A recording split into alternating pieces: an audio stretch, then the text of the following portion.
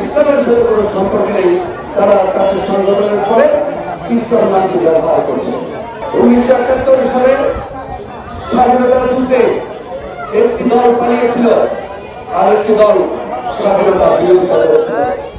সেই দলটি আপনারা ছিলেন যারা ইসলামের সাথে কোনো সম্পর্ক নেই, তারা তাদের সংগঠনের পরে ইসলাম নামটি ব্যবহার করছে। সরকারের বন্ধুরা, যে দলটি স্বাধীনতা যুদ্ধের বিরোধিতা করেছে এবং এক দল পালিয়েছিল, এই মহান স্বাধীনতার ঘোষক শহীদ রাষ্ট্রপতি জিয়া রহমান স্বাধীনতা ঘোষণার মধ্য দিয়ে বাংলাদেশের মুক্তি দিবস সংগঠিত হয়েছিল। পরবর্তী পর্যায়ে 75 পট পরিবর্তনের পর যখন দেশের মানুষ এবং বহির্বিশ্ব বাংলাদেশের সম্পূর্ণ জায়গায় অরাজকতা বিশৃঙ্খলা সৃষ্টি হয়েছিল, শহীদ রাষ্ট্রপতি জিয়া রহমান সকল বাংলাদেশের মানুষকে ঐক্যবদ্ধ করে এবং সামরিককে শৃঙ্খলা ফিরিয়ে এনে হিন্দু বৌদ্ধ খ্রিস্টান সকলকে দল মত নির্বিশেষে ঐক্যবদ্ধ করে সঠিক পথে পরিচালিত করার জন্য নির্দেশনা দিয়েছিলেন, যার আলোকে বাংলাদেশের জাতীয়তাবাদী দল সৃষ্টি হয়েছিল এবং ওই বিশ্বে আমরা জাতীয়তাবাদী শক্তি হিসাবে পৃথিবীর বুকে পরিচিতি লাভ করেছিলাম। এটাই হচ্ছে বিএনপির বড় ধরনের অর্জন। তার কারণ আপনারা দেখবেন যে পাসপোর্টে লেখা রয়েছে জাতীয়তাবাদ বাংলাদেশী।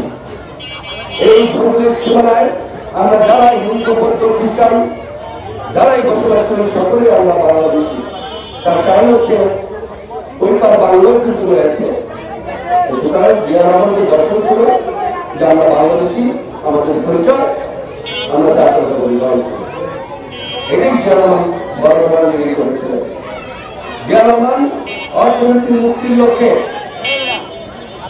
আমাদের মা বোনদেরকে জনশক্তি মন্ত্রণালয়ের অধীনে বাংলাদেশ অর্থনীতিকে শক্তিশালী করার জন্য জনশক্তির মাধ্যমে বাংলাদেশের থেকে বহির্বিশ্বে রেমিটেন্স অর্জনের জন্য জনগণকে বিদেশে পাঠিয়েছিল।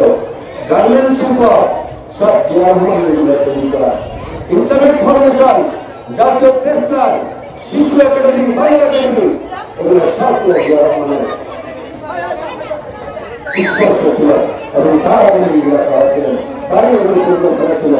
এবং সবচেয়ে বড় জিনিস ছিল যে বাংলাদেশ তার যে দর্শন ছিল 19টি দফা, একটি দফা ছিল যে বাংলাদেশে আমরা শিল্প কল কারখানায় প্রতিবেশী রাষ্ট্রের সাথে পারবো না। তার কারণ হচ্ছে আমরা যদি কোনো কারখানা 5 টাকা বানাই, তারা 4 টাকা বাংলাদেশে দিয়ে আমাদের সেই কারখানাগুলো সুতরাং তিনি বাংলাদেশ এই খাল ঘোষণা করলেন। শীতকাল করে বর্ষা করে এই খালের ভিতরে পানি রেখে ভাত চাষ করে গরমের দিনে পানি দিয়ে সে পানি জমা করে দিয়ে ধান চাষ করে স্বনির্ভর বাংলাদেশ গড়ার জন্য তিনি খাদ্য উৎপাদন করে বিদেশে পাচার করবে, রপ্তানি করবে, রপ্তানি যে অর্জন হবে সে অর্জন দিয়ে বাংলাদেশ স্বাবলম্বী হবে। এটাই ছিল জিয়া রহমানের চিন্তা চেতনা এবং দর্শন। আপনারা দেখেছেন 1974 সালে এখানে অনেক দুর্নীতি রয়েছে, একটু দুর্ভিক্ষ হয়েছিল, হাজার হাজার লোক না খেয়ে মারা গিয়েছিল। দুর্নীতি হওয়ার একটি কারণ ছিল আমাদের দেশের যে খাওয়া এবং তারা নিয়োজিত, যার কারণে কিন্তু আমাদের কয়েক লক্ষ মানুষ সুতরাং জিয়া রহমান বাংলাদেশের যে অবদান সে অবদান মানুষ অস্বীকার করতে পারবেন না।